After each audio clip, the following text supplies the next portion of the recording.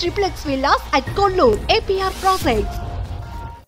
Tasty Teja call చేశాడు అనుకుంటా. ఒకసారి టేస్టీ తేజ కాల్ చేద్దాం. 2 times కాల్ చేశాడు మళ్ళీ return. Hello Teja. Hi tasty Teja. అవునండి, నేను రోషన్ అండి, సుమన్ టీవీ నుంచి అండి. Brother hi hi bro. So live లో ఉన్నారు తేజ గారు. ఏం చెప్తావు బెట్టింగ్ యాప్స్ మీద విచారణకి వెళ్ళొచ్చావు కదా, అసలు ఏం అడిగారు మిమ్మల్ని? విచారణ పోలీసులు చెబుతారండి, ఈ టైంలో ఏం మాట్లాడొద్దని చెప్పారు. మరి బెట్టింగ్ యాప్స్ అప్పుడు కూడా ఏం మాట్లాడకుండా ఉన్నావా, లేకపోతే బెట్టింగ్ యాప్స్ ప్రమోట్ చేసావా? ఏం బెట్టింగ్ యాప్ ఏం ప్రమోట్ చేశాడు తేజ ఇక్కడ? నేనేం చేయలేదు.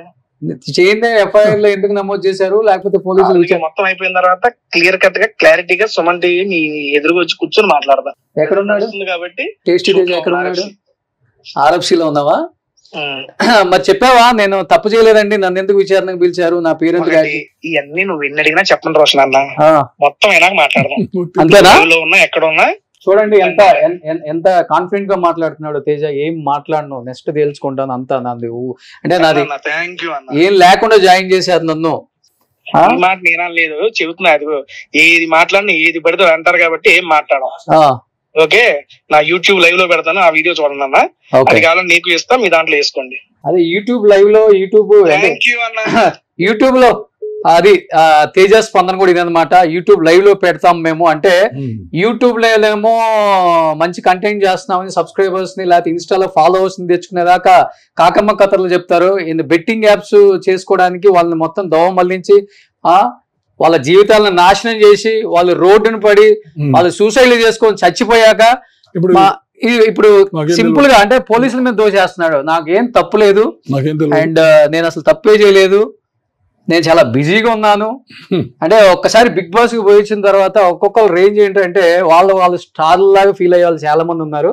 మొత్తం బయటకు వస్తారు, మొత్తాన్ని రోడ్డుని నిలబెడతారు. ఎవరైనా కానీ తప్పు చేస్తే ఎవడైనా తప్పే. మల్టిపుల్ యాప్స్ చేసిన వాళ్ళు, ఇప్పుడు ఆ అమ్మాయి అమృత చెప్పింది, మల్టిపుల్ యాప్స్ చేసిన వాళ్ళనే విచారణకు పిలుస్తున్నారని చెప్పింది. So directly through promotional, tasty Teja directly through promotional multiple apps అంటే చాలా యాప్స్ చేశాడని సో సమర్థించుకుంటున్నాడు. ఫోన్ లో పెద్ద గొప్పగా మాట్లాడుతున్నాడు. ఏదున్నా గానీ వచ్చి మాట్లాడతాను, పోలీసులు తప్పు, నా పేరు లేదని చెప్తున్నాడు. సో మల్టిపుల్ యాప్స్ వాళ్ళ మా అందరికి పిచ్చెక్కి పిలుస్తారు విచారణకి.